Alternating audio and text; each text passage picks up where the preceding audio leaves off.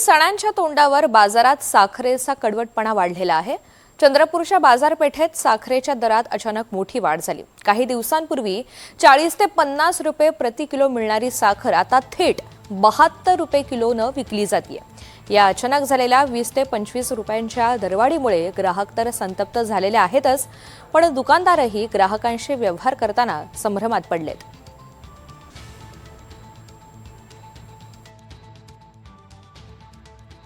साखर जे भाव आता तुलनामध्ये असं होत आहे की जसं की स्टॉक मार्केट काही समजत नाही की का भाव विकायचा का भाव घ्यायचा।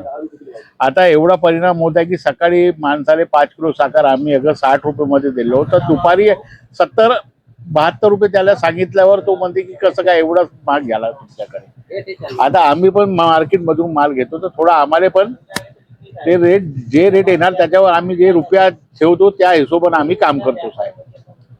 आता हे साखराचा काऊन रेट वाढला कसं का वाढला आहे तिथं आता काही समजत आहे आम्हाला येत नाही। साखरेचे भाव वाढल्यामुळं आमच्या धंद्यावर खूप परिणाम होऊन राहिला आणि आधी आम्हाला जी साखर यायची आणि आज जे येत आहे त्याच्यामध्ये कमीत कमी 15 रुपये किलो 17 रुपये किलो वाढ झालेली आहे।